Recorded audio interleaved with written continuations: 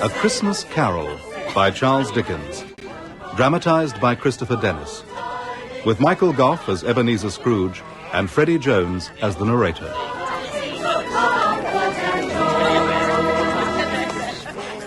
Once upon a time, of all the good days in the year, on Christmas Eve, Marley was dead, to begin with. There was no doubt whatever about that.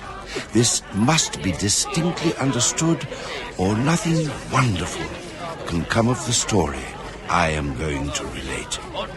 The register of his burial was signed by the clergyman, the clerk, the undertaker, and the chief mourner. Scrooge signed it, and Scrooge's name was good upon change for anything he chose to put his hand to. Merry Christmas, sir. Bah! Humbug! Scrooge knew he was dead?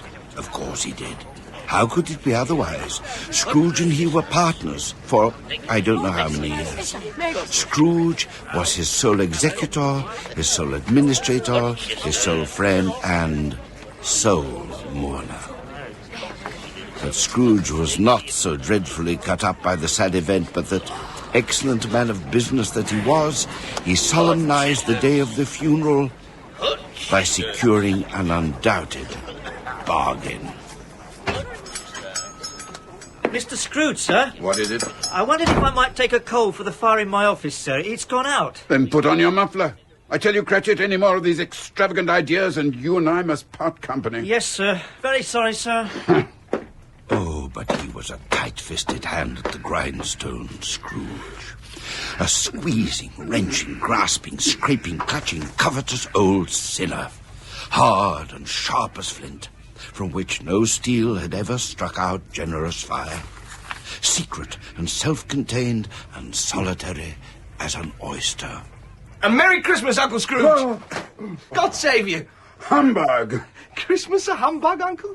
You don't mean that, I'm sure. I do. Merry Christmas. What right have you to be merry? What reason have you to be merry? You're poor enough. Come then, what right have you to be dismal? What reason have you to be morose? You're rich enough. Bah! Humbug! Oh, don't be cross, Uncle. What else can I be when I live in such a world of fools as this? Merry Christmas. Out upon Merry Christmas.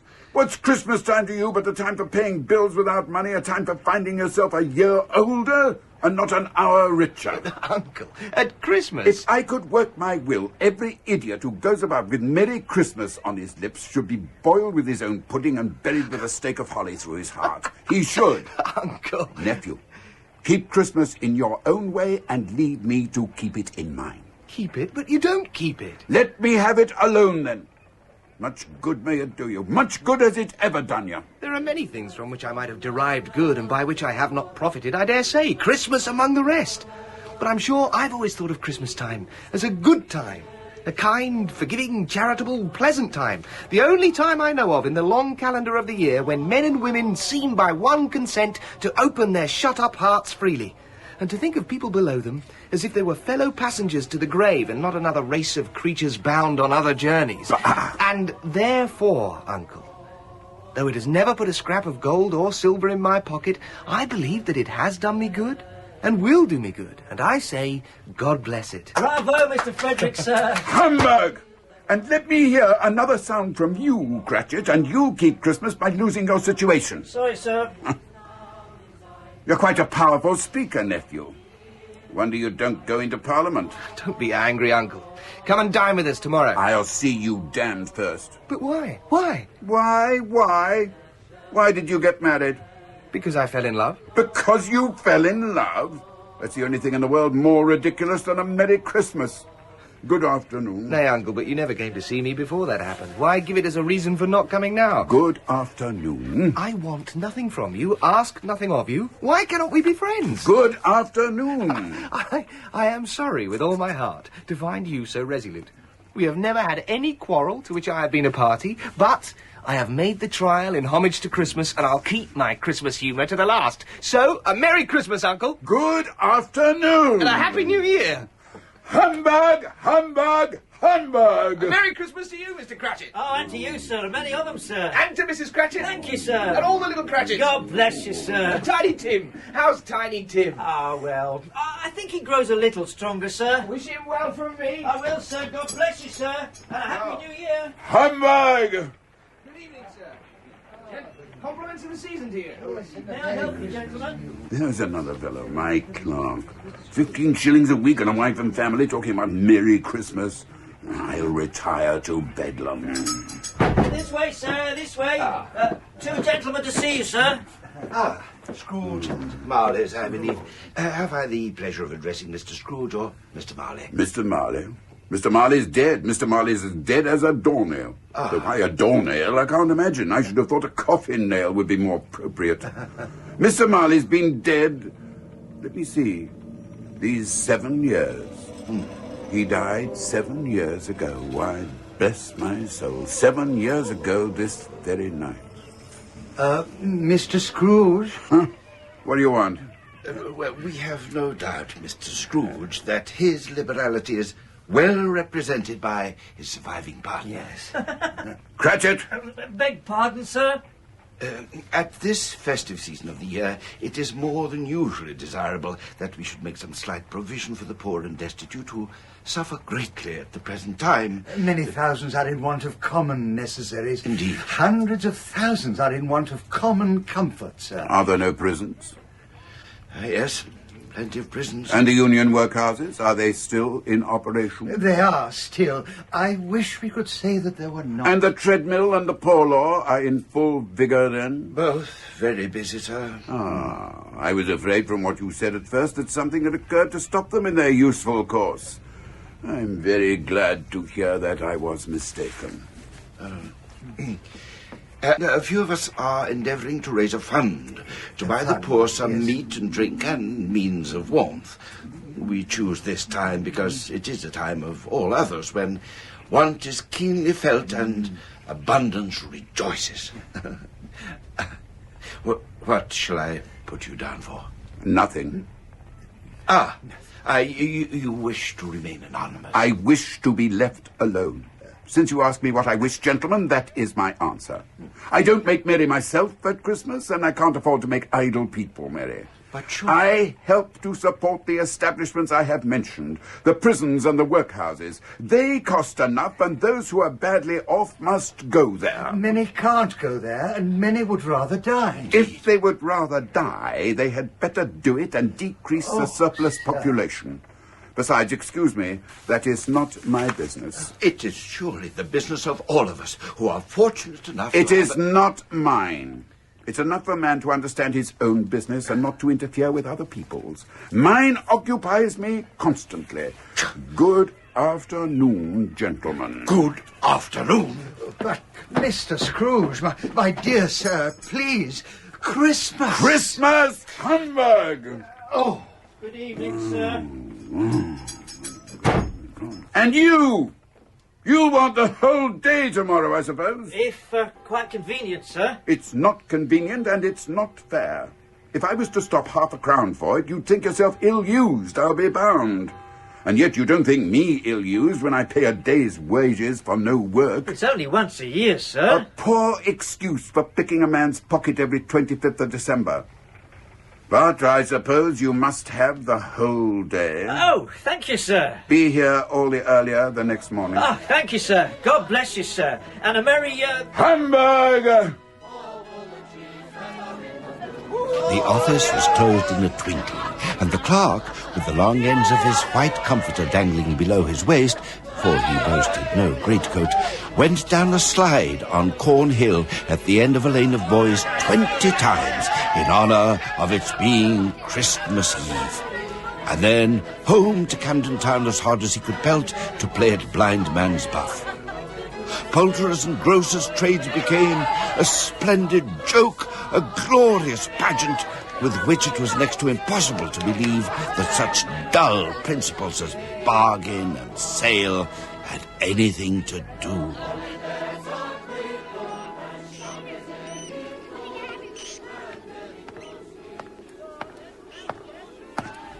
Scrooge, lived in chambers which had once belonged to his deceased partner.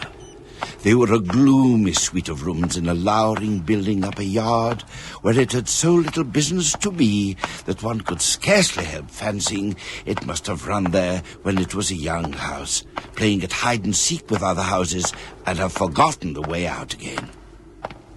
It was old enough now and dreary enough, for nobody lived in it but Scrooge. Now, it is a fact that there was nothing at all particular about the knocker on the door, except that it was very large. It is also a fact that Scrooge had as little of what is called fancy about him as any man in the City of London. And then let any man explain to me, if he can, how it happened that Scrooge, having his key in the lock of the door, saw in the knocker, without its undergoing any intermediate process of change, not a knocker, but Marley's face. Jacob Marley. No. Marley's face, looking at Scrooge as Marley used to look, with ghostly spectacles turned up on its ghostly forehead. No, it's... A knocker again. Humbug. He paused before he shut the door, and he did look cautiously behind it first, as if he half expected to be terrified with the sight of Marley's pigtail sticking out into the hall. But there was nothing on the back of the door except the screws and nuts that held the knocker on. Pooh. Up Scrooge went, not caring a button for the dark. Darkness is cheap, and Scrooge liked it. But before he shut his heavy door, he walked through his rooms to see that all was right. Nobody under the table, nobody under the sofa, nobody under the bed. A small fire in the grate, spoon and basin ready, and the little saucepan of gruel upon the hob. Satisfied, he locked himself in. Double locked himself in, which was not his custom. He put on his nightcap and dressing gown and slippers and sat down before the tiny fire to take his gruel. Lovely gruel. Lovely and cheap. A disused bell hung in the room. It was with great astonishment and a strange, inexplicable dread that, as he looked at it, for no particular reason, it began to swing. It swung so softly at the outset that it scarcely made a sound. But soon it rang out loudly, and so did every bell in that huge empty house.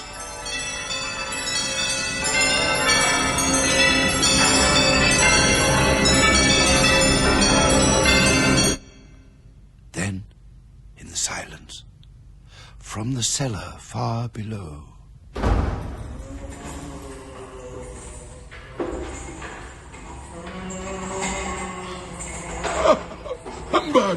Humbug! There's nobody there. It's humbug still. I won't believe it.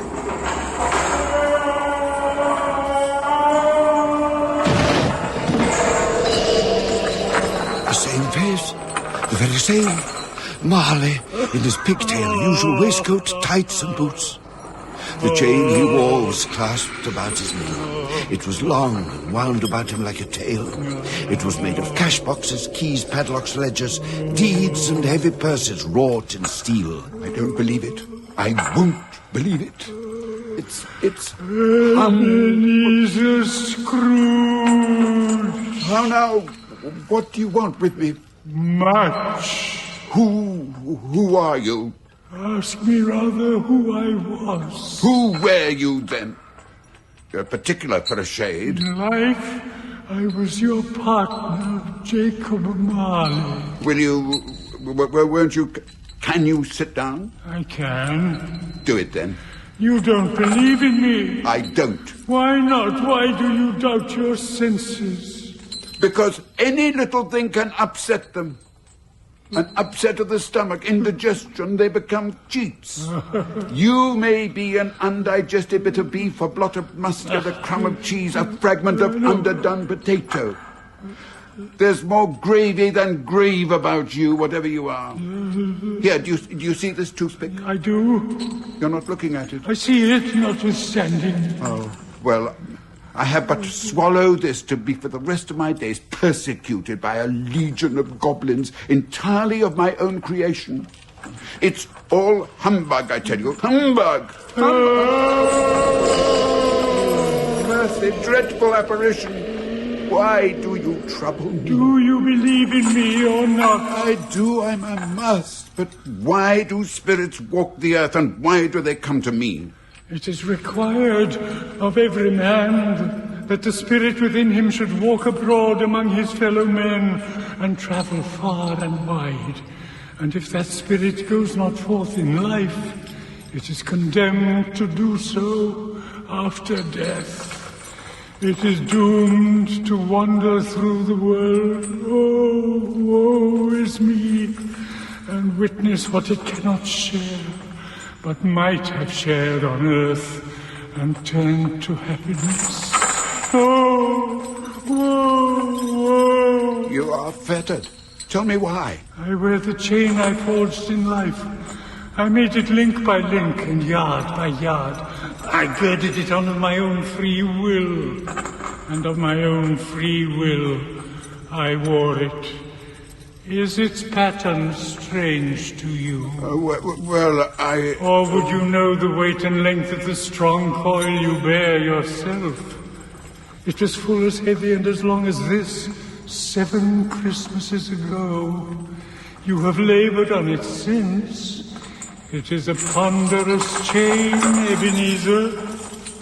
Jacob, old Jacob Marley, tell me more. Speak comfort to me, Jacob. I have none to give. A very little more is all that is permitted to me. I cannot rest. I cannot stay. I cannot linger anywhere. My spirit never walked beyond our counting house, and weary journeys lie before me. You were always a good man of business, Jacob. Business? Mankind should have been my business. The common welfare my business. Charity, mercy, forbearance, and benevolence, all my business. At this time of the year, the rolling year, I suffer most. Why did I walk through crowds of fellow beings with my eyes turned down and never raise them to that blessed star which led the wise men to a poor abode? Well, Hear me, my time is nearly gone. Oh, I will. Only don't be hard upon me. Don't be flowery, Jacob. Pray. I am here tonight to warn you that you have yet a chance and hope of escaping my fate. A chance and hope of my procuring Ebenezer. You were always a good friend to me, thank you. You will be haunted by 3 spirits. Is that the chance and hope you mentioned, Jacob? It is. I think I'd rather not. Without their visits, you cannot hope to shun the path I tread. Expect the first tomorrow, when the bell tolls 1. Oh, couldn't I take them all at once and get it over with, Jacob? Expect a second on the next night at the same hour. The third upon the next night, when the last stroke of 12 has ceased to vibrate. Now, look to see me no more. Look that for your own sake you remember what has passed between us. Why, Jacob, don't go through the window, Jacob! Would it not be wiser to leave by the stair? It is a fearful drop, Jacob. Why? What's this, Jacob?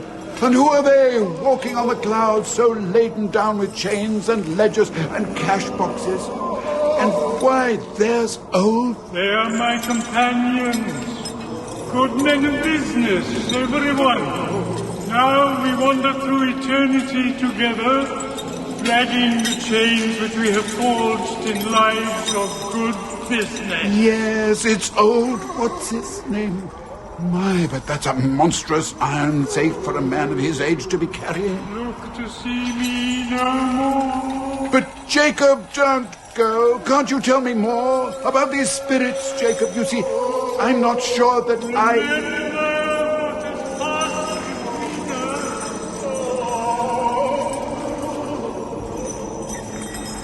Whether these creatures faded into mist, or whether the mist enshrouded them, he could not tell. But they and their spirit voices faded together, and the night became as still and crisp as it had been. He tried to say, hum, but stopped at the first syllable. And being, from the emotion he had undergone, or the fatigue of the day, or his glimpse of the invisible world, or the dull conversation of the ghost, much in need of repose, went straight to bed and fell asleep upon the instant. When Scrooge awoke, it was so dark that he could hardly distinguish the transparent window from the opaque walls of his chamber. But suddenly, the curtains of his bed were drawn aside, and Scrooge, starting up into a half-recumbent attitude, found himself face to face with the unearthly visitor who drew them.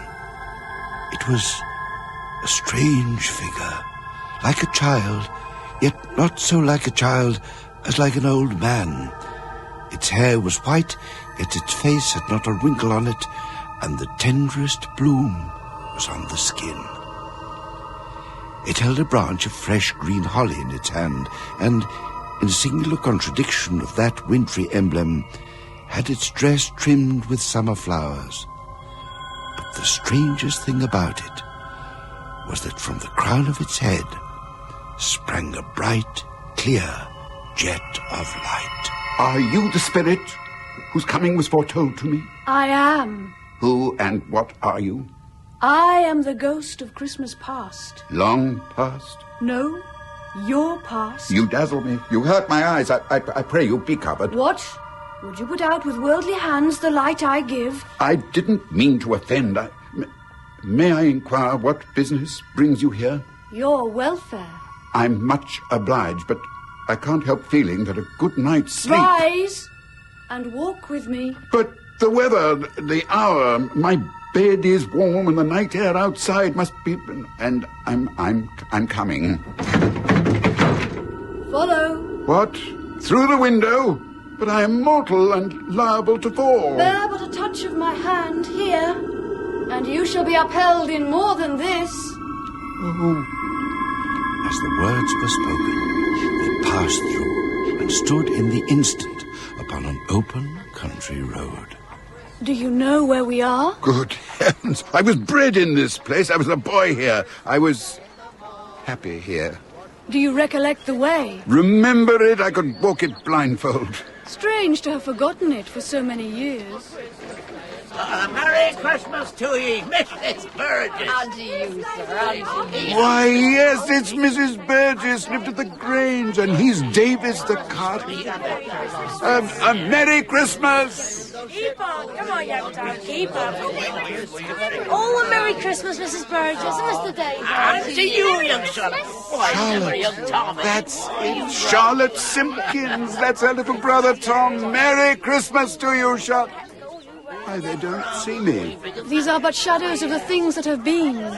They have no consciousness of us. Oh, I should have liked... Well? I should have liked, well, to wish them a Merry Christmas for old times. What is Merry Christmas to you? Out upon Merry Christmas. What good has it ever done you?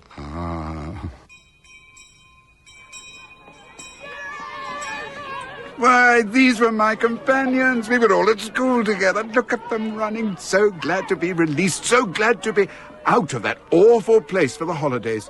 Going home for Christmas. The school is not quite deserted. A solitary child, neglected by his friends, is left there still. See? Look here. Oh, I know it. I recall this long, bare, melancholy room, made barer still by lines of wooden forms and desks, and that poor, lonely boy, left all alone Christmas after Christmas, with nothing but his storybooks for companions. Poor boy. Poor boy. I wish... What is the matter? Oh, nothing. There was a boy singing a Christmas carol at my door last night. I should like to have given him something, that's all.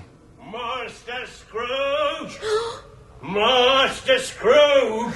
Yes, sir. Yes, Coming, sir. Coming, sir. Where are you hiding? You might as well come out. You know I'll find you. I always find you. And when I do... Here, sir. In here, sir. I wasn't hiding. So this is where you're skulking. You've a visitor, Master Scrooge. A visitor? Hello, Ben. Oh, dearest sister. Ben. Ha! Fan. Little Fan. Oh, Ben, dear brother, I've come to bring you home. Home? But Fan, Father. Yes, home for good and all. Father is so much kinder than he used to be that home's like heaven.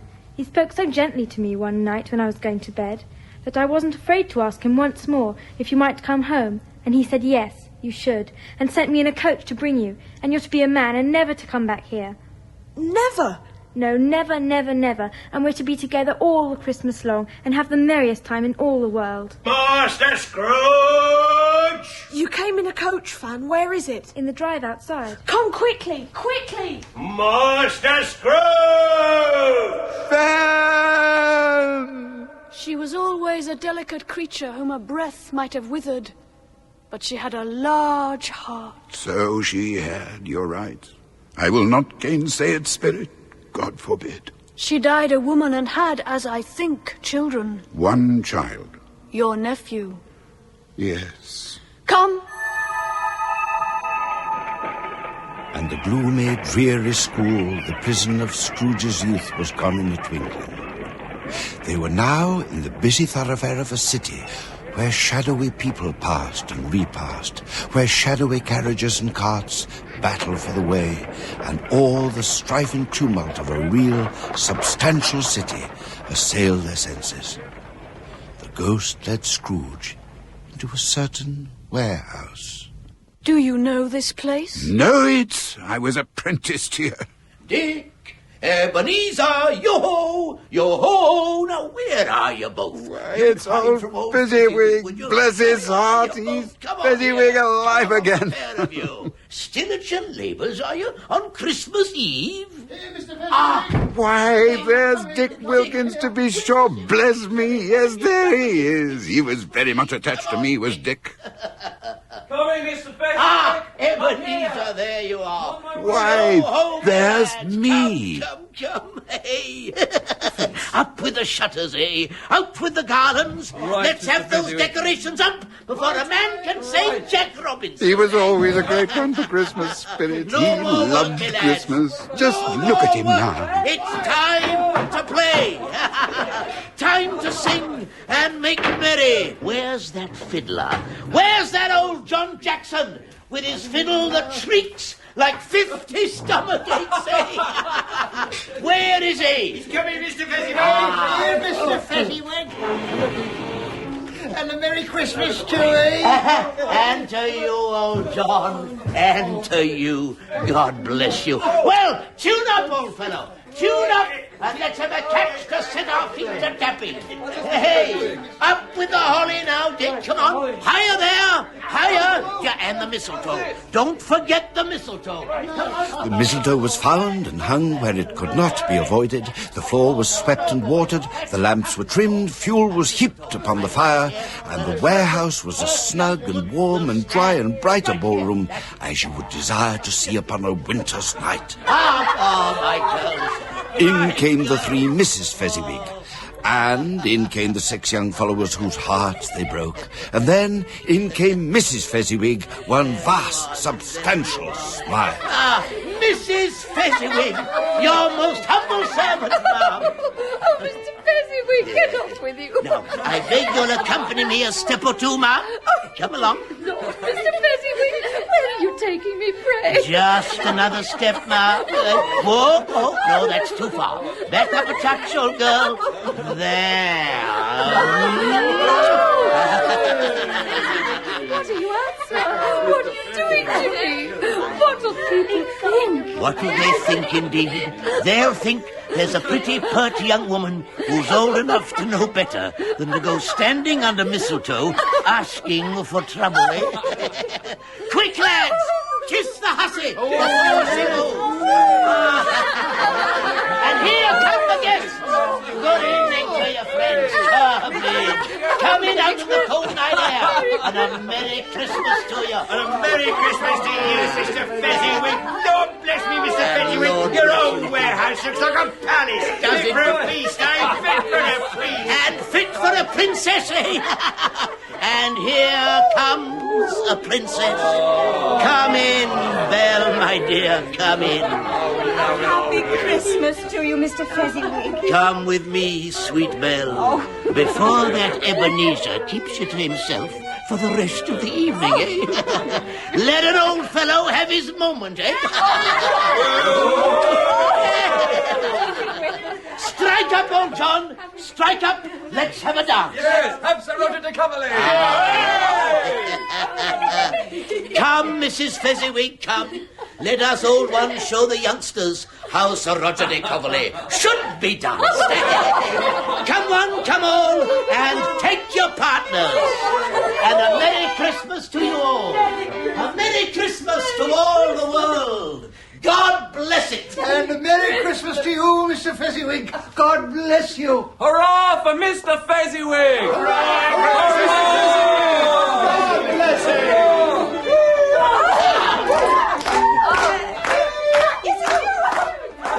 A small matter to make these silly folks so full of gratitude. Small? Is it not? He has spent but a few pounds of your mortal money, 3 or 4 perhaps. Is that so much that he deserves this praise? Oh, it isn't that. It isn't that, Spirit. He has the power to render us happy or unhappy, to make our service light or burdensome, a pleasure or a toil. The happiness he gives is quite as great as if it cost a fortune. What is the matter? Nothing in particular. Something, I think. No. I should just like to be able to say a word or two to my clerk just now. That's all. My time grows short. Look here. But, Belle, how can you think that of me? Dear Ebenezer, another idol has replaced me in your heart. And if it can cheer and comfort you in time to come, as I would have tried to do, I have no just cause to grieve. What idol has displaced you?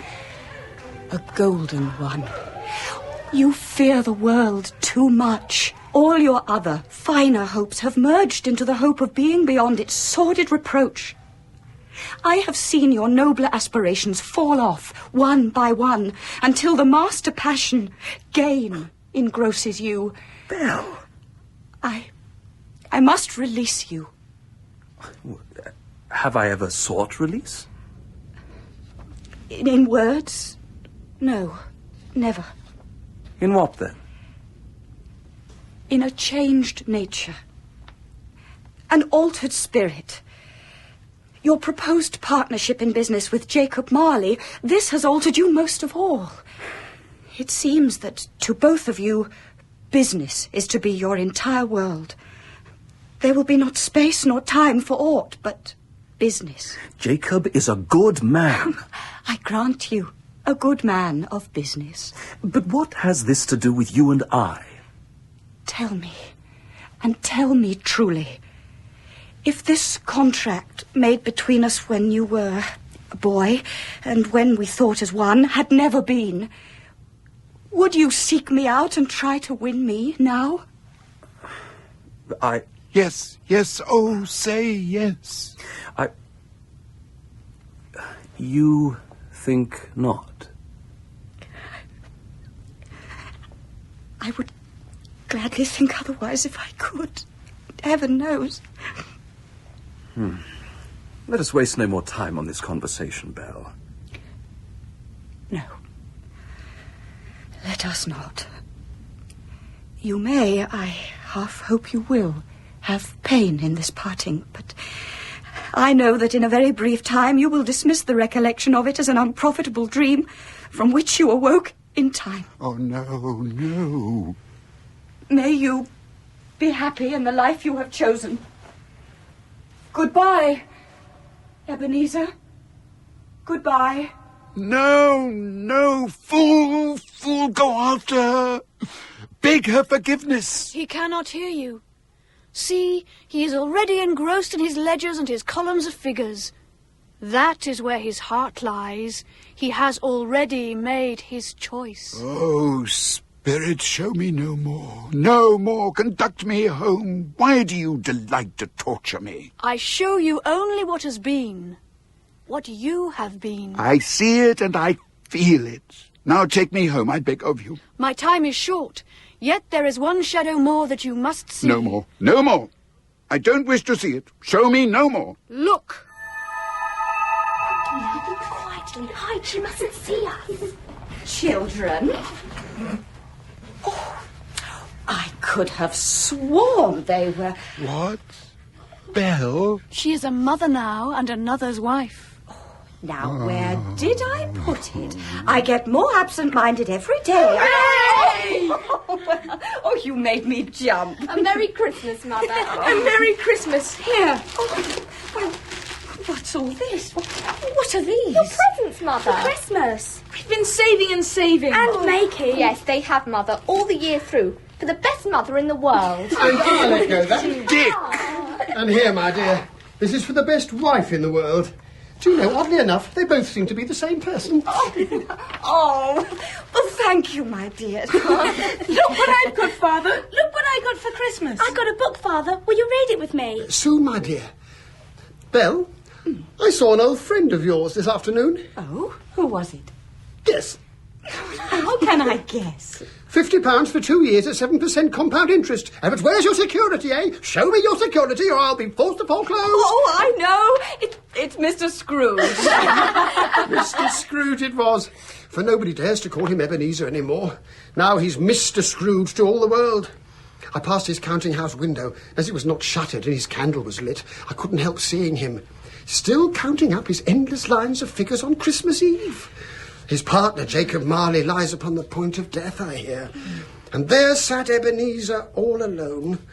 He'll be quite alone in all the world, I do believe. What a dreadful thing to be alone in the world. We'll never be alone, will we, Mother? Why, no, my dear. We have each other, haven't we? Yes, we have each other. Won't you play for us, Belle? Oh, my fingers are so stiff these days. Oh, yes, do play for us, Mother. We should sing tonight, celebrating Christmas Eve after all. No, we'll never be alone. We have each other, and the best father that ever was called father, to care for us all. To think that such another creature, quite as graceful and as full of promise, might have called you father, and been a springtime in the haggard winter of your life. Spirit, remove me from this place. I told you that these were the shadows of the things that have been, that they are what they are. Do not blame me. Remove me. I cannot bear it. Take me back. Haunt me no longer. The spirit's light was burning high, and seizing the huge extinguisher cap that it carried in its hand, Scrooge, by a sudden action... Leave me be! Leave me be! ...pressed it down upon its head so that the extinguisher covered its whole form like a candle being snuffed out. Conscious of being exhausted and, further, to his surprise, of being in his own room once more, he gave the cap a parting squeeze before he sank into a heavy sleep.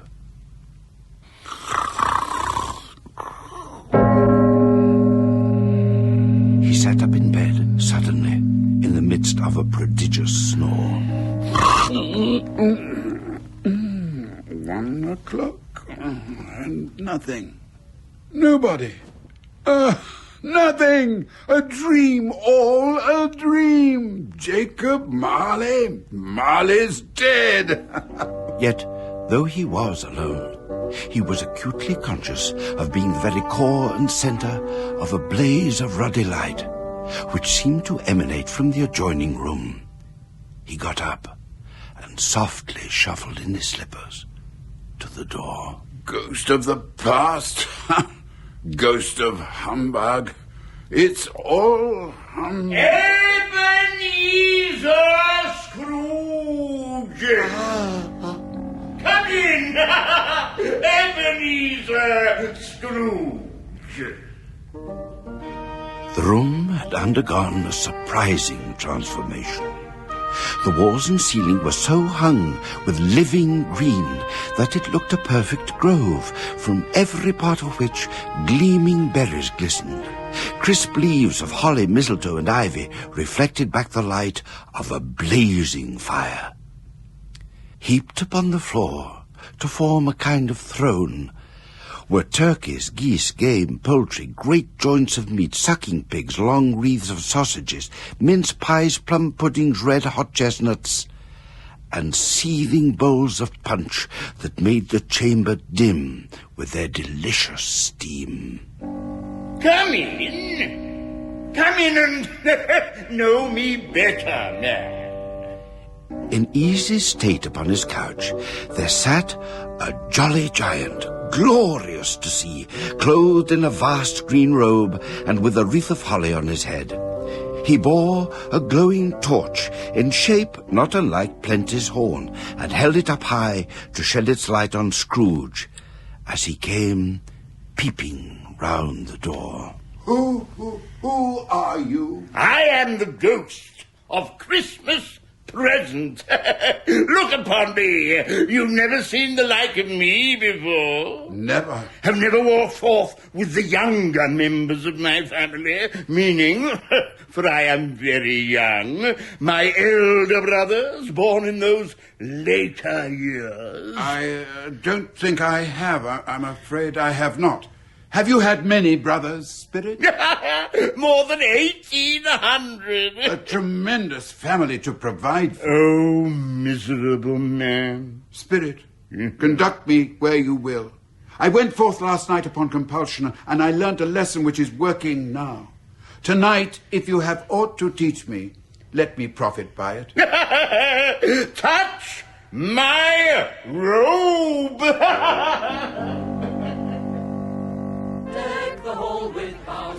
And in the instant, they stood upon a busy street, on the brightest, crispest of Christmas mornings.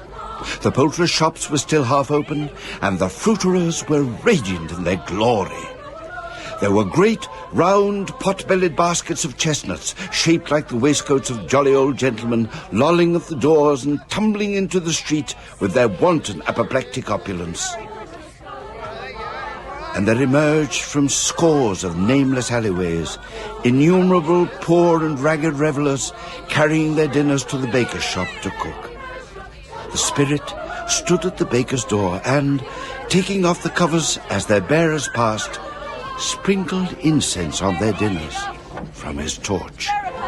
Spirit, is there some particular flavour in what you sprinkle from your torch? There is. My own. Would it apply to any kind of dinner on this day? To any kindly given. To a poor one most. Why to a poor one most? Because it needs it most. Ah, yes, I see that now. And perhaps it was the pleasure the good Spirit had in showing off this power of his. Or else it was his own kind, generous, hearty nature and his sympathy with all poor men that led him straight to Scrooge's clerks. For there he went, and took Scrooge with him, holding onto his robe. And on the threshold of the door, the Spirit smiled and stopped to bless Bob Cratchit's dwelling with the sprinklings of his torch. See here. Mother, how fine you look. How fashionable. Why, go on with you. It's just my old gown that I've had these many years. A few ribbons is all I've added to it. Still, they're cheap enough and make a goodly show for sixpence. I want to look as smart as I can for your father on Christmas Day. Here's the cloth, Belinda. You and Charlotte cover the table now, okay, and set out the knives and forks. How are those potatoes, Peter? Nearly done, Mother. Nearly done. Why are you talking in that funny voice, Peter? It's that old collar of father's. It's much too high for him, Mother. No, it's not. You look very smart, Peter. Look at him, though. He daren't turn his head for fear of cutting his ears off. Pay no attention to them, Peter. They're only jealous that you're so grown up now. Like the young gentleman, in fact. But what has ever got your precious father, though? And Tiny Tim. And Martha weren't as late last Christmas Day by half an hour. Oh, here's Martha, Mother. Oh, Martha. Oh, there's such a goose, Martha. Why, bless your heart alive, my dear. How late you are. Oh, we'd a deal of work to finish last night and had to clear away this morning, Mother. Well, never mind. So long as you are come. Sit ye down before the fire, my dear, and have a warm, Lord bless No, you. Martha, no. Here's Father coming. Hide. Yes, hide, Mother. Hide quickly. Oh, So Martha hid herself, and in came little Bob, the father, with Tiny Tim upon his shoulder. Alas for Tiny Tim, he bore a little crutch and had his limbs supported by an iron frame. And, as he could not walk unaided, his father had been his racehorse and borne him at a canter all the way from the church. Oh, sorry, my dear. Here we are at last, then. Oh, there. Down you go, Tim. There now. Steady now. Sit yourself down here before the fire. There's my fine jockey. Why, where's our Martha? It's not coming. Oh, no, poor Martha. What? Not coming? Not coming on Christmas Day? I can't believe it.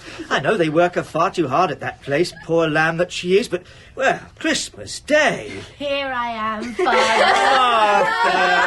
Oh, it's not fair to tease you. Martha. Now, come along, all of you, or the goose will be stone cold. Come on, Tim, lean upon me. Come and hear the pudding. Hear it? Puddings don't make a noise. They don't speak. This one does, and better. It sings. It's out there in the copper now, singing away to itself. Come and hear. And how did Tiny Tim behave himself in church? Oh, as good as gold and better.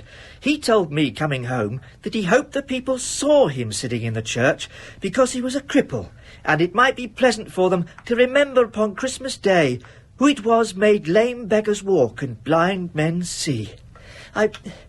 I think he's growing stronger. Come along now. Oh, come along, Father. Yes, indeed. Come along. Yeah, let's have that goose onto the table for carving. Yes. Serve up the potatoes, Peter. Fetch the punch, Martha. Yes, Mother. Belinda, Tim, Charlotte, come along now. Time for Christmas dinner. Such a bustle ensued that you might have supposed a goose to be the rarest of all birds. Mrs. Cratchit made the gravy hissing hot. Master Peter mashed the potatoes with incredible vigour. Miss Belinda sweetened up the apple sauce. Martha dusted the plates.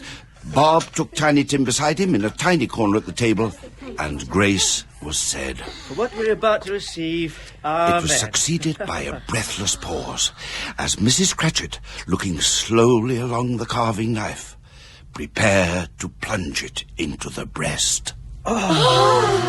Why, there never was such a goose. I don't believe such a goose was ever cooked. It's very tender. I'll say that for it. Smell the flavour. And quite a size, really. And very cheap. Well, considering. Eked out by applesauce and mashed potato, it was a sufficient meal for all the family. Indeed, as Mrs. Cratchit said with a great delight, surveying one small atom of a bone upon the dish. We haven't ate it all at last. Now, the plates being changed by Miss Belinda, Mrs. Cratchit left the room alone, too nervous to bear witness, to take the pudding up and bring it in. Suppose somebody should have got over the wall of the backyard and stolen it. Suppose it shouldn't be done enough. Suppose it should break in turning out. There was a great deal of steam. That's the pudding, Tim, out of the copper. It smells like washing day. That's the cloth. A smell like an eating house and a pastry cook's next door to each other, with the laundresses next to that. Is that the pudding? It is, Tim. That's the pudding. Mrs. Cratchit entered, flushed but smiling proudly, with the pudding, like a speckled cannonball so hard and firm, blazing in half a quartern of ignited brandy and bedight with Christmas holly stuck into the top. Such a pudding! Here you are now, children. God bless you. God bless us, everyone. Spirit, tell me, will Tiny Tim live? I see a vacant seat in the poor chimney corner. and a crutch without an owner, carefully preserved. If these shadows remain unaltered by the future, the child will die. Oh, no, Spirit, no. Speak some comfort to me. Say that this child may be spared. What then? If he be like to die, he had better do it, and decrease the surplus population. Oh, Spirit. Man, if man you be in heart, forbear that wicked cant, until you have discovered what that surplus is and where it is. Will you decide what men shall live, what men shall die? It may be that in the sight of heaven you are more worthless and less fit to live than millions like this poor man's child. Spirit. Hush, hush. Listen. Charge all the cups, Mother. Rise, children, and raise them high. Are we ready? Ready, Father. Then I give you the founder of the feast, Mr. Scrooge. The founder of the feast, indeed. I wish I had him here. I'd give him a piece of my mind to feast upon. My dear children, Christmas Day. It should be Christmas Day, I'm sure, on which one drinks the health of such an odious, stingy, hard, unfeeling man as Mr. Scrooge. Well, he is, Robert, you know he is. Nobody knows it better than you, poor fellow. My dear, Christmas Day. Well, I'll drink his health for your sake and the day's, but not for his. Long life to him, a Merry Christmas and a Happy New Year. He'll be very merry and very happy, I have no doubt. Mr. Scrooge. Mr. Scrooge. And all of us, too. God bless us. God bless us, everyone. They were not a handsome family. They were not well dressed. Their shoes were far from waterproof and their clothes were scanty. But they were happy, grateful, pleased with one another, and contented with the time. And when they faded, Scrooge had his eye upon them, and especially on Tiny Tim, until the last.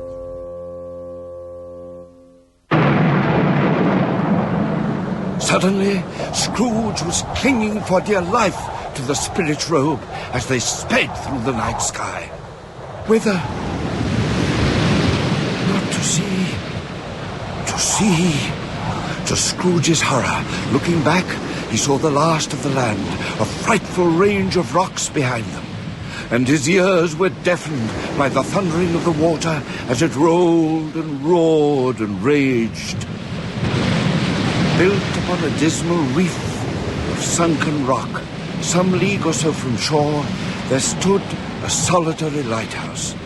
Great heaps of seaweed clung to its base, and storm birds, born of the wind, rose and fell about it like the waves they skimmed. But even here, the two men who watched the light had made a fire that shone out a ray of brightness on that awful sea and celebrated Christmas. Again the ghosts sped on above the black and heaving sea until, far away, they lighted on a ship.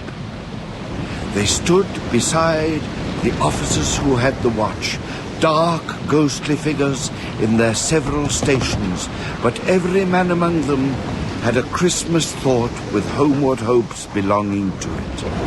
A Merry Christmas to ye! To you, friend!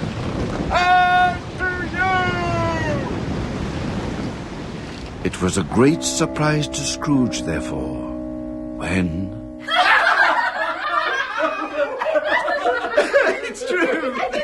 It's true, I tell you. He said Christmas was a humbug. As I live and breathe, he believed it, too. Well, more shame to him. I ought to be ashamed. Indeed, he should indeed. It was an even greater surprise to find himself in the bright, dry, gleaming drawing room of his nephew's house. Present were his nephew, his niece by marriage, his niece by marriage's sister, and a young gentleman who clearly doted upon her. Well, I'm sorry for him. I couldn't be angry with him if I tried. Who suffers by his ill whims? Himself, always. Here, he takes it into his head not to dine with us. Well, what's the consequence? He don't lose much of a dinner. Oh, Oh, Fred! Indeed, I think he loses a very good dinner. Yes, indeed. Oh, so do I, indeed. Well, I'm glad to hear that, for I don't have any great faith in these young housekeepers. What do you say, Topper? Oh, I think of a bachelor. He's a wretched outcast who has no right to express an opinion on the subject. Do you indeed? Oh, do go on, Fred. He never finishes what he begins to say. He's such a ridiculous fellow. I was only going to say that the consequence of his refusing to make merry with us is that he loses some pleasant moments, which could do him no harm, and some pleasanter companions than he'll find in his own thoughts, either in his dusty office or in his mouldy old chambers. I pity him. He may rail at Christmas as he does, but if he finds me coming in there in good temper year after year and wishing him all the joy and compliments of the season, surely he can't help thinking better of it at last, if it only puts him in the vein to leave his poor clerk £50. That's something, surely.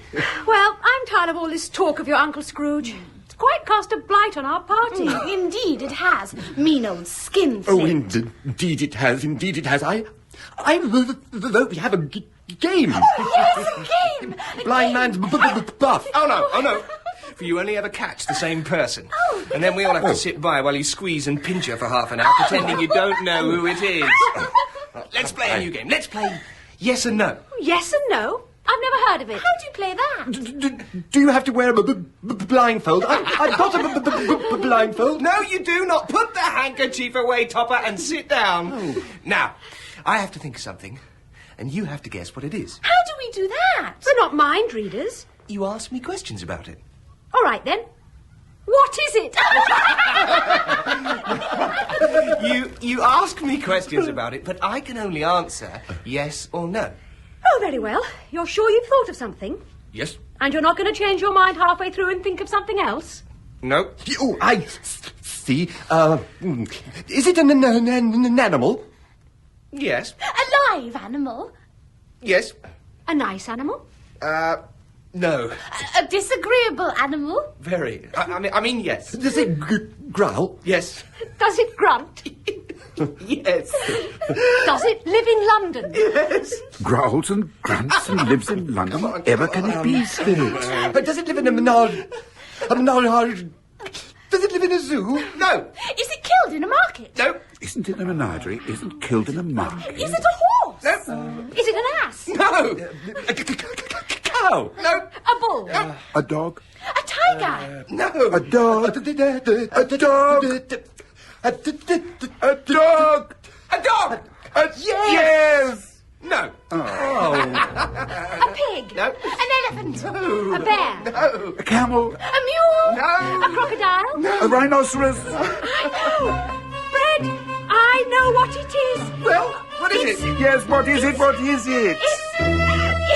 It's your Uncle Scrooge. So it is! Uncle Scrooge! Oh, well. Yes, well, If it's your Uncle Scrooge, then the answer to is it a bear should have been yes.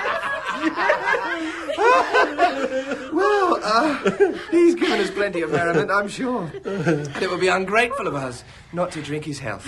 Raise your glasses, friends, and join me. Uncle Scrooge. Uncle Scrooge. A Merry Christmas and a Happy New Year to the old fellow, whatever he is. He wouldn't take it from me, but he may have it nevertheless. Uncle Scrooge. And to you, Fred. Oh, yes. And to you. Oh. Well, come along now. There's a jug of mulled wine in the parlour going cold for lack of company. Come along, my dear. If you'll permit me, ma'am. And to you all, my dears, and to you all a Merry Christmas and the happiest of New Years. And, oh, they've gone. They didn't hear me. What matters is that you wished it to them. Tonight, that blessing is made by sick beds, and they are cheerful. To the wanderer to bring him close to home. To the struggling man, and he is patient in his greater hope. To the poor, and they are rich. It is made in arm, house, hospital, and prison. In misery's every refuge where vain man in brief authority has not made fast the door and barred the blessing out. We could see this and hear this, but my time is nearly done. Are spirits' lives so short? My life upon this globe is very brief. It ends tonight. Tonight? Tonight at midnight. The time is drawing near. Forgive me, spirit, but I see something strange and not belonging to yourself protruding from beneath the hem of your gown. Is it a foot or a claw? It might be a claw for all the flesh there is upon it. Look. Here. From the foldings of its robe, it brought forth 2 children, wretched, abject, frightful, hideous, miserable. They were a boy and a girl. Where graceful youth should have filled their features out, a stale and shriveled hand like that of age had pinched and twisted them. Where angels might have sat enthroned, devils lurked and glared out menacingly. Oh, spirits, are they yours? They are man's. They cling to me, appealing from their fathers. This boy is ignorance. This girl is want. Beware them both, and all of their degree, but most of all, beware the boy. For on his brow I see that written, which is doom, unless the writing be erased. Have they no refuge or resource? Are there no prisons? Are there no workhouses? Scrooge looked up to placate the ghost, and saw it not. As the last stroke of 12 ceased to vibrate, he remembered the prediction of old Jacob Marley. He turned, and, lifting up his eyes, beheld a solemn phantom, draped and hooded in deepest black, its face hidden, and nothing of it visible, save one outstretched hand, coming like a mist along the ground towards him. Its mysterious presence filled him with a solemn dread. He knelt before it, as it drew nigh and towered above him. I am in the presence of the ghost of Christmas yet to come. The spirit answered not, but pointed onwards with its hand. You are about to show me shadows of the things that have not appeared, but will happen in the time before us. Is that so, spirit? The spirit inclined its head. Ghost of the future, I fear you more than any spectre I have seen. But as I know your purpose is to do me good, and as I hope to live to be another man from what I was, I am prepared to bear you company and do it with a thankful heart. Will you not speak to me? Lead on. The night is waning fast, and it is precious time to me, I know. Lead on, spirit. The city seemed to spring up out of the ground and encompass them, and there they were in the heart of it, on the exchange among the merchants. Scrooge looked about in that very place to seek his own image, but another man stood in his accustomed corner. No, I don't know much about it either way. I don't care tuppence neither. I only know he's dead. When did he die? Last night, I believe. Why? What was the matter with him? Thought he'd never die. Well, what did he die of? God knows. What's he done with his money? I haven't heard. Left it to his company, I suppose. I mean, he'd nobody else. Hasn't left it to me. That's all I know. It's likely to be a very cheap funeral, for upon my life, I don't know of anybody to go to it. Well, not I, for one. He'd never have taken time off from his business to see me laid to rest. The phantom floated onwards into an obscure part of the town, where the ways were foul and narrow, the people half naked, drunken, slipshod, ugly. Deep in this den of infamous resort, a hovel, half hidden under mountains of unseemly rags, masses of corrupted fat and offal, and sepulchres of bones, where sat a grey-haired rascal, smoking his pipe in all the luxury of calm retirement. Good day to you, old Joe. I was here first, I think. I think I have the advantage of you both, lady. Well, and there's a merry meeting to be sure. Why, yes, if we hadn't all three met here without meaning it. And you couldn't have met in a better place, Mrs. Dilber, my dear. The charwoman, the laundress, and the undertaker's man, eh? Come into my parlour, my dears.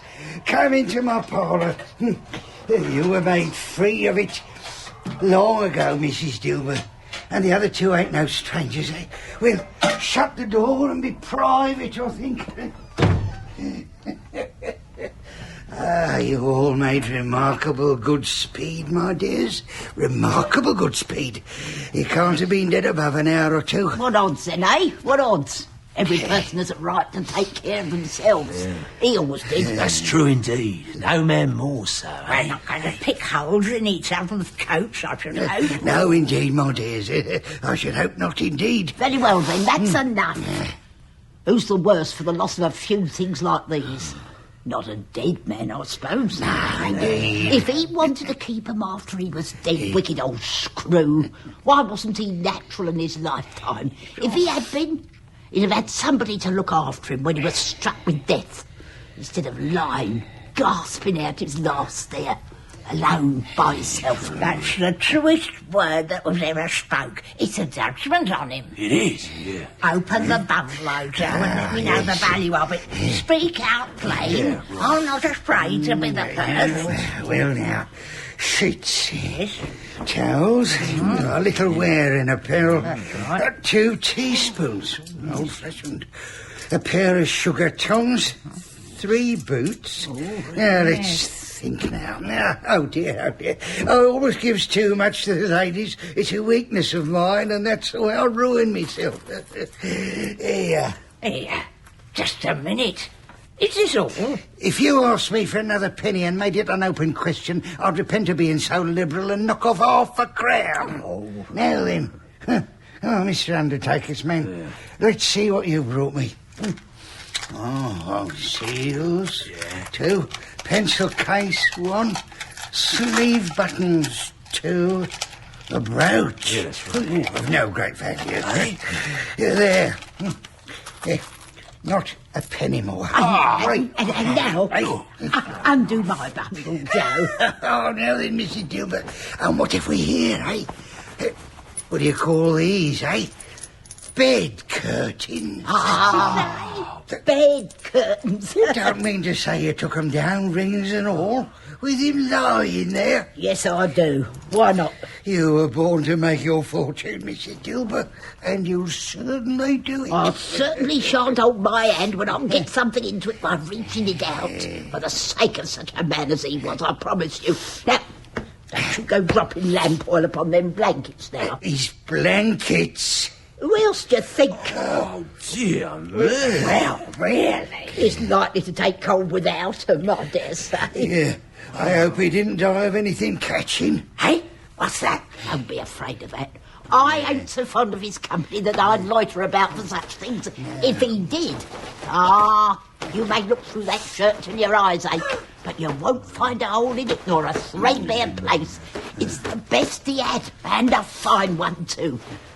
They'd have wasted him if it hadn't been for me. What do you call wasting of it? Putting it on him to be buried in, to be sure. Somebody was fool enough to do it. Well, but I took it off again, and it can't look uglier than he did in that one. Well, here you are, Mrs. Gilbert, my dear. Here, take this. You've earned it. This is the end of it, you see. He frightened everybody away from him when he was alive, to profit us when he was dead.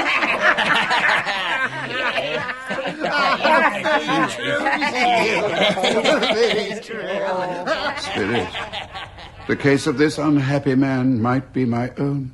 My life tends that way now. Heavens, what is this? The scene had changed, and now he almost touched a bed, a bare, uncurtained bed, on which, beneath a ragged sheet, there lay a something which, though it was dumb, announced itself in awful language. Scrooge glanced towards the phantom. Its steady hand was pointed to the head. The cover was so carelessly adjusted that the slightest raising of it upon Scrooge's part would have disclosed the face. But he had no more power to remove the veil than he had to dismiss the phantom at his side. This is a dreadful, dark, and empty house. Not a man, woman, or child is here in this hour of cold, cold, rigid death to say, he was kind to me in this or that, and now, for the memory of one kind word, I will be kind to him. No sound save the gnawing rats. Spirits, this is a fearful place. In leaving it, I shall not leave its lesson. Let us go. Still the ghost pointed with an unmoved finger to the head. I understand you, and I would do it if I could. But I have not the power, Spirit. I have not the power. Oh, Spirit, let me see some tenderness connected with a death, or this dark chamber will be forever present to me. The ghost conducted him through several streets familiar to his feet, and as they went along, Scrooge looked here and there to find himself, but nowhere was he to be seen. They entered poor Bob Cratchit's house and found the mother and the children seated round the fire. They were quiet, very quiet. The noisy little Cratchits were as still as statues in one corner and sat looking at Peter, who had a book before him.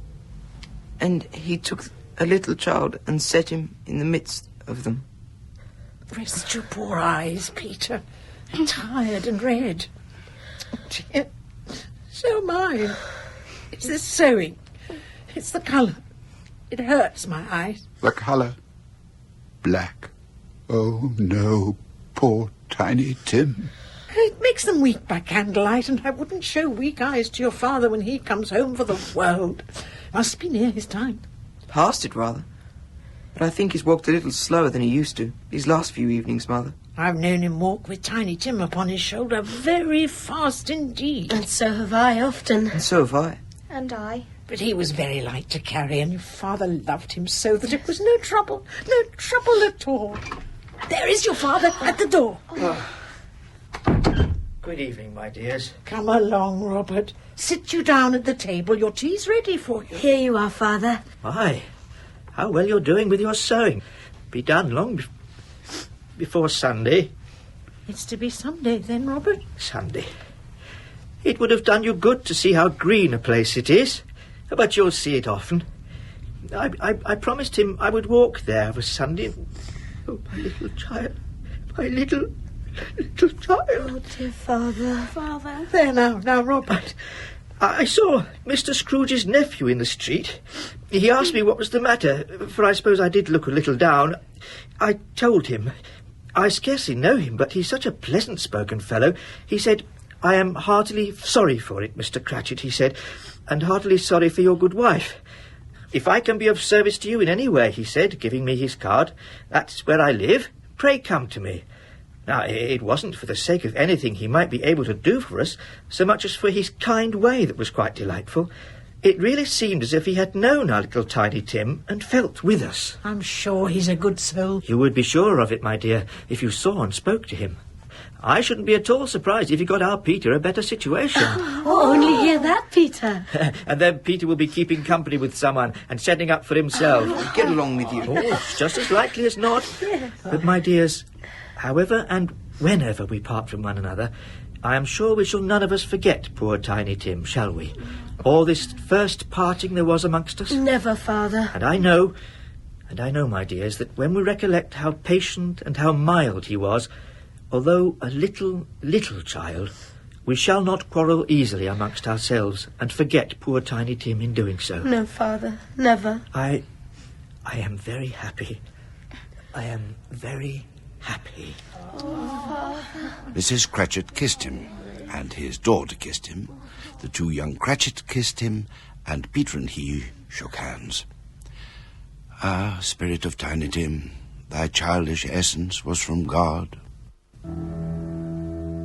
Spectre, something informs me that our parting moment is at hand. I know it, yet I know not how. Tell me, what man that was whom we saw lying dead? No sooner the word than a churchyard. Here, then, the wretched man whose name he had now to learn lay underneath the ground. It was a worthy place, overrun with grass and weeds.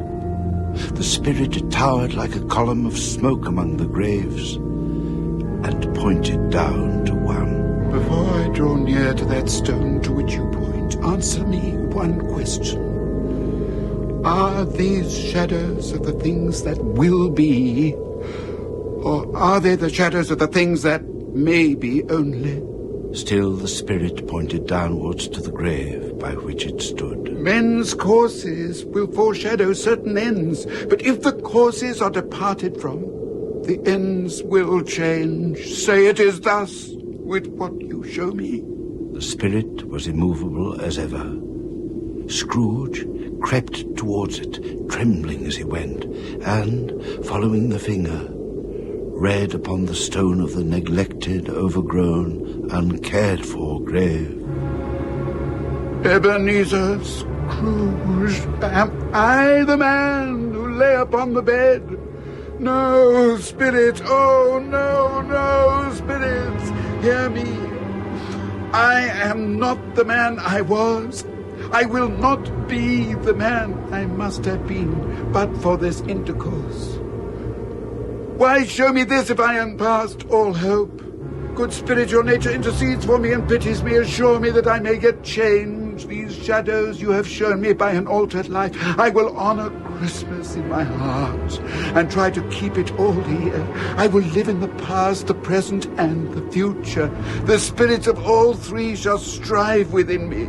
I will not shut out the lessons that they teach. Oh, tell me that I may sponge away the writing on that stone. I will honor Christmas in my heart and try to keep it all the year round. Heaven and Christmas time be praised. Why, where am I? What's all this? Curtains? My curtains? My own bedpost, my own bed curtains, they have not been torn down, rings and all. They are here. I am here in my own room. The shadows of the things that would be may be dispelled. They will be dispelled. I know they will. Get dressed. I don't know what to do. I don't know what I'm doing. I'm as light as a feather. I'm as happy as an angel. Whoops. I'm as giddy as a drunken man. A Merry Christmas to everybody. A Happy New Year to all the world.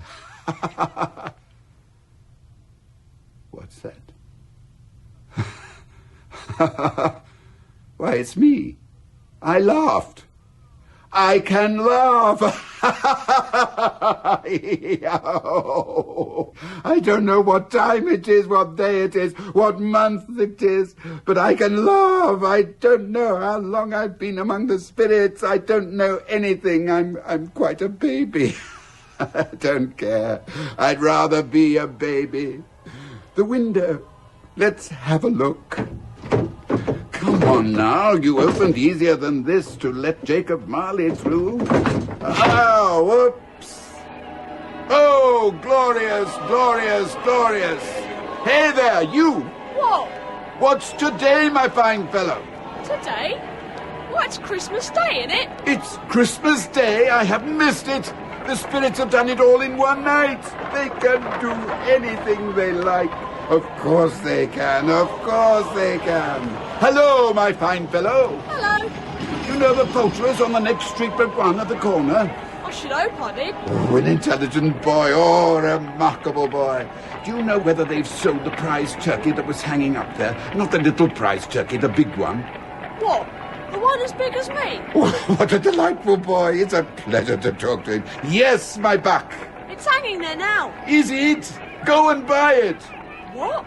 I'm in earnest. Go and buy it. Tell him to bring it here. Come back with the man and I'll give you a shilling.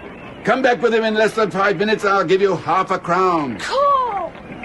God rest you, merry gentlemen, let nothing you dismay. Remember Christ our Saviour was born this Christmas day to save us all, to save us all. Thank you, spirits. I shan't forget, spirits.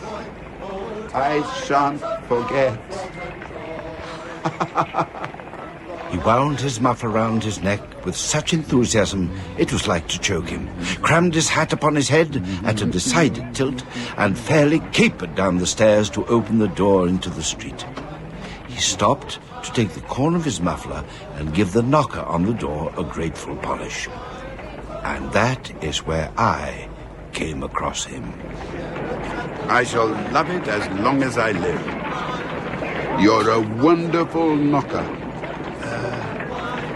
Mr. Scrooge. My dear sir, how do you do? I hope you succeeded yesterday. It was very kind of you to be so caring. A Merry Christmas to you, sir. Is it, Mr. Scrooge? It is, sir. It is. That is my name, and I fear it may not be pleasant to you. I humbly ask your pardon, sir. And will you have the goodness to let me present you with my note for £500? 5? Lord bless me. My dear Mr. Scrooge, are you serious? Oh, yes, if you please. Not a farthing less. A great many back payments are included in it, I assure you. Will you do me that favour? My dear sir, I don't know what to say to such Please don't say anything. Come and see me tomorrow. Will you come and see me, please? I will. Oh, thank you. I'm much obliged to you. Thank you 50 times. Bless you. Bless you. Well, thank you, sir. Thank you. God bless you. A Merry Christmas to you. What? What's that? A Merry Christmas to me?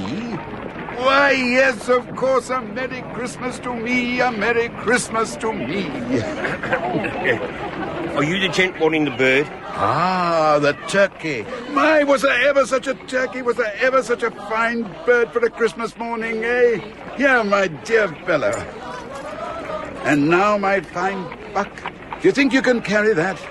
Well, For 5 shillings? Oh, yes, sir. Then here we are. Half a crown for fetching the man, and 5 shillings for the carrying. Now, follow me. You give me too much, sir.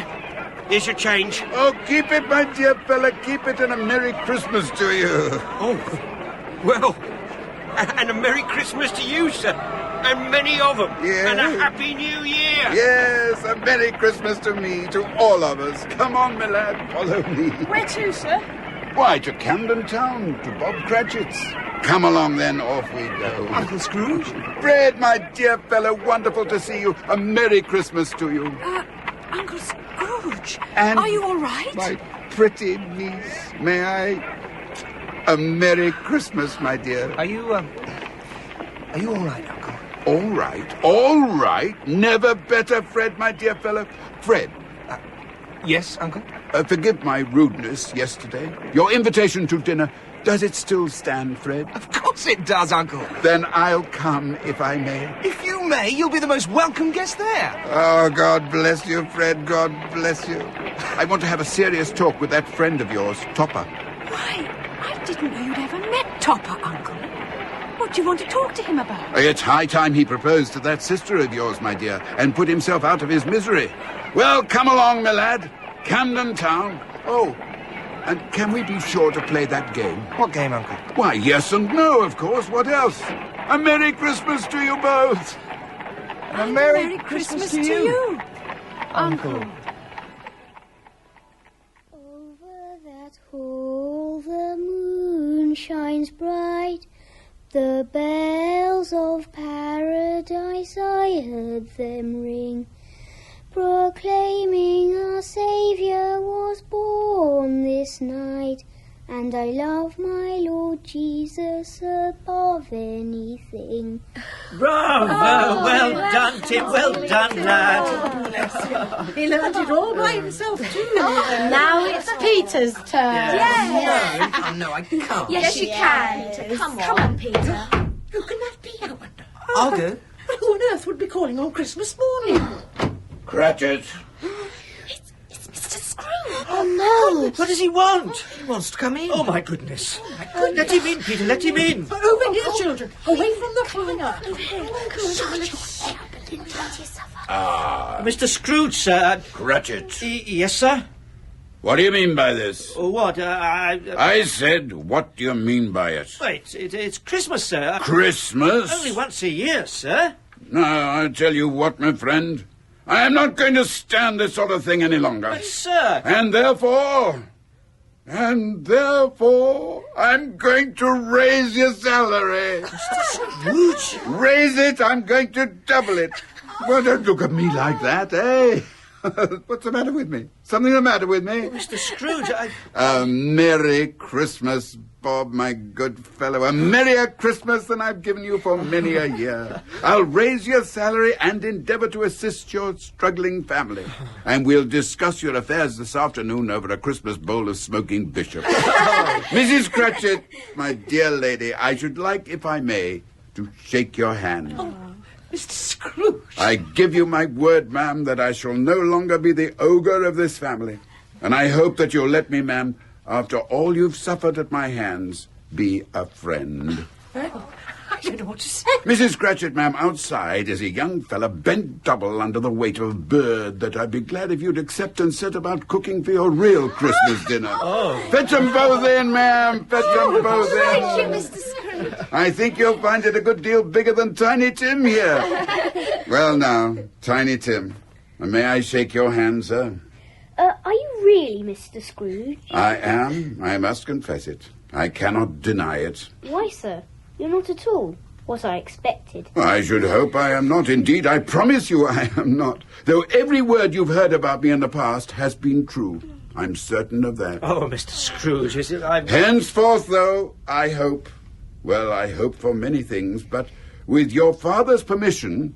And you couldn't have a finer father, Tim. I know it, sir. We must set about getting you well, mustn't we? Good food and medicines and clean, fresh air and a Merry Christmas to you. A Merry Christmas to all of us. Merry Christmas. Merry Christmas, Mr. Scrooge. Right, well said.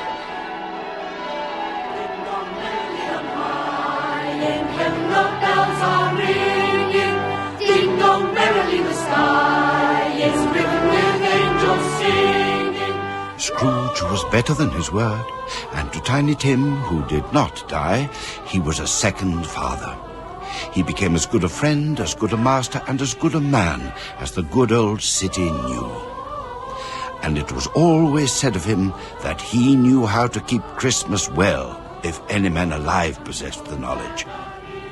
And may that be truly said of us. And so, as Tiny Tim observed, God bless us, everyone. Hosanna in excelsis. In A Christmas Carol, Michael Gough played Scrooge, with Freddie Jones as the narrator, Robert Edison as the ghost of Jacob Marley, Elizabeth Lindsay as the ghost of Christmas Past, and Peter Woodthorpe as the ghost of Christmas Present. Mrs. Dilber was played by Anna Wing, and Old Joe by Ronald Herdman. Douglas Hodge was Scrooge's nephew, and Petra Markham his wife. Danny Schiller played Bob Cratchit, Vivian Pickles Mrs. Cratchit, and Hugo Mendez Tiny Tim. Mr. Fezziwig was Timothy Bateson, and Mrs. Fezziwig Maxine Audley. Belle was Joanna Myers, young Scrooge Andrew Wincott, and Dick Wilkins Terence Edmond. Other parts were played by Emma Gregory, Ian Lindsay, Timothy Carlton, Danielle Allen, Henry Power, Louise Cann, James Holland, Miriam Arton, Marlene Gordon, and Simon Doe. The music was by Elizabeth Parker of the BBC Radiophonic Workshop, with musical direction by Keith Williams. And the violinist was Perry Montague Mason. The director was Janet Whittaker.